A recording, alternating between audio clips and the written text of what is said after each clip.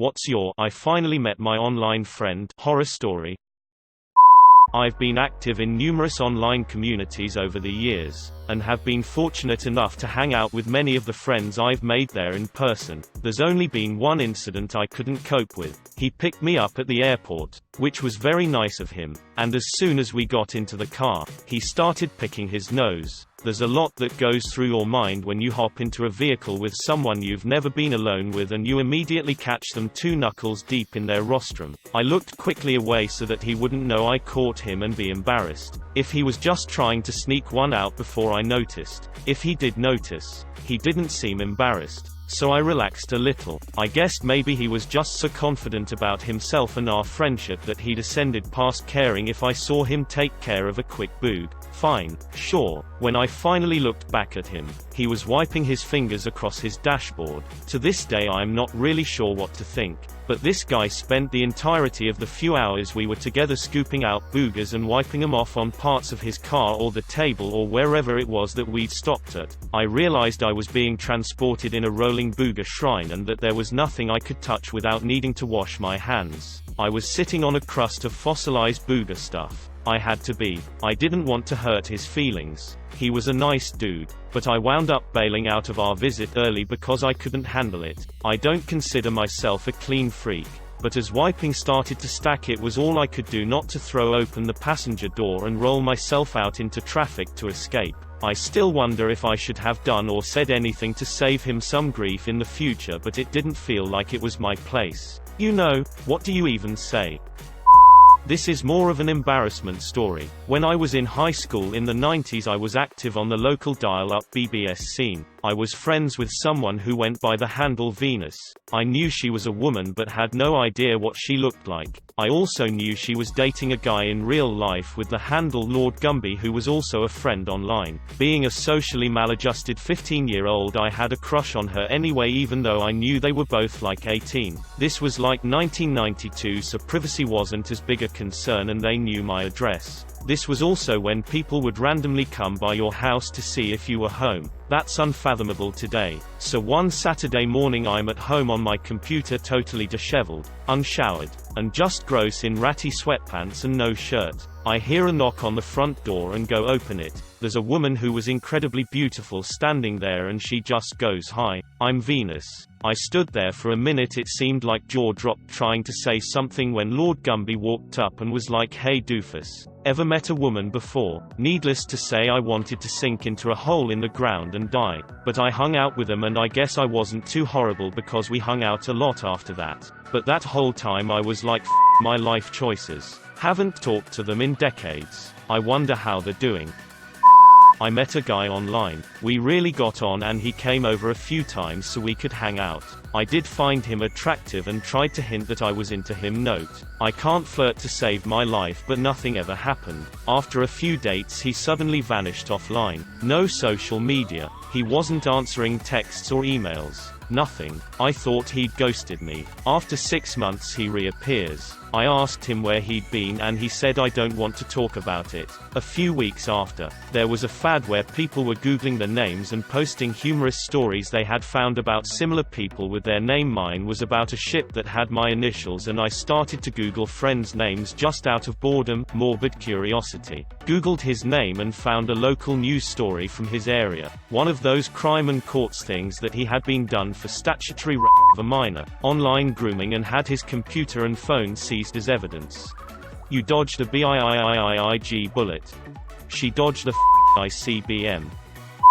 This is way back in the mid-90s. Bulletin board systems were all the rage. I made friends with this guy from NC. He was friends with a bunch of us from my dorm, mostly females, which should probably have been a red flag, but I was extremely naive at the time. A couple months in, he mentioned he was coming to our state for a wedding and asked if he could come by our college to meet everyone. It was agreed he'd sleep in my dorm room since my roommate was almost never around. Now, there was no discussion or thought of but I was pretty excited to meet this guy and see if he was as funny and charming as he was online. Well, day arrives. Dude shows up. I should mention that I and all my college friends were 18 or 19. This guy was 24, or so he said. Guy looked like, and I'm not exaggerating, a cancer patient. Pale, gaunt features, long greasy pale blonde hair except where he was bald on top, and just generally looked like he was about to die or he was dressed as a ghoul for Halloween.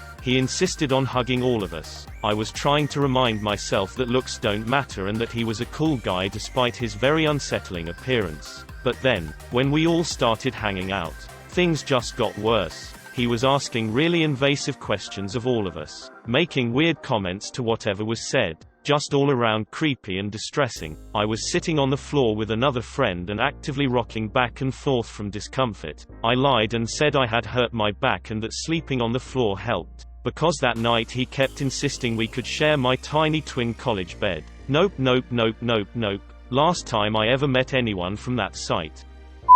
Guy the first knew in college met a girl online and spent every day talking about her. She lived about 6 hours away, so he planned to take a semester off and pursue this relationship. He got a job in her town and asked if I'd help him move out there since my car would hold more than he could take on a bus. I had a long weekend off and figured, why not? A road trip could be fun. I'd drive him out as a goodbye present, and the way back I planned to visit Yellowstone. Well, we arrive and it turns out he doesn't have an apartment lined up and he found a job posting in his girlfriend's town. He hadn't actually gotten the job, or even applied yet. I make a bunch of phone calls and find him a room to rent that will let him move in that day with just first, last, and deposit. Even without a job, I'm tired and disgusted with his lack of planning, but figure it's worth staying the night and trying to end things on good terms with my buddy. Then he breaks down and confesses that he hasn't actually met this girl. The nights he spent video chatting with her were really just him watching her vlog and jacking it.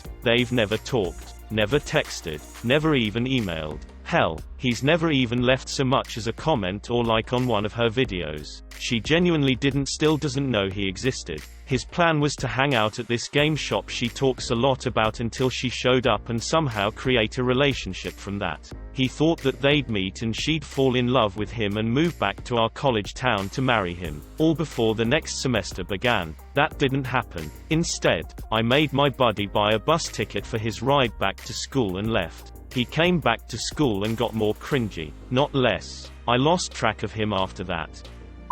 A guy in a forum for a specific hobby would talk to me a lot, but never revealed his real identity. Until out of the blue he suddenly asked me to please come to see him in hospital, where he died a few weeks later. Did you go see him? Yes. His heart was failing. It was weird. He and I were part of the same forum many years ago. He was dealing with his issues and I was dealing with mine. I think we both went there to escape, where people wouldn't judge. Also, because we were bored. I'm not quite sure when we got properly talking. I think it's when he told a terrible joke about kipper ties. We used to share everything with each other. Over MSN, I'd give him advice about his love life and he'd listen to all my f***ups. It took quite a few f***ups before we eventually met up. I think I already knew we were in love, but seeing him in person really cemented it. We decided to give it a go. Even though we lived 300 miles away from each other, we had a lot of ups and downs. I was distant. He lived with his ex-girlfriend for a bit even though she didn't have a job and couldn't afford her half of the rent. The same ex-girlfriend who I'd given him advice on, who he had nicknamed Trouble and liked to claim she was pregnant every so often. We got over that, along with many other things, and finally moved in with each other. I thought our issues were gonna be solved when there was no distance between us. Ends up, we were just very different people who wanted very different things and the distance wasn't gonna change that. We broke up after 3.5 years together. None of that's the horror story. Not the way he treated me. Not the fact he probably cheated on me. Not that I wasn't a priority and used to cry myself to sleep. About 1.5 years after breaking up, he gets back in touch and we talk like it was in the beginning, when we were friends. After a few weeks, he asked if I want to get back together. I said no. I told him that he'd broken my heart again. The next day, I got a phone call from his work because I was still his emergency contact asking me if I knew where he was because he hasn't turned up. The police got in touch too. The last phone call that day was from his mum, to let me know that he'd killed himself.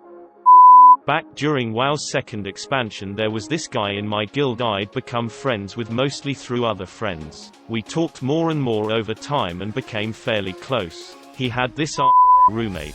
And I could hear the guy sometimes, especially when something went wrong during a raid. He'd scream and throw fits. He was pretty awful sounding. My friend told me he wasn't just loud and obnoxious, but verbally and sometimes physically abusive, too. I had my own apartment, so I said, you know what?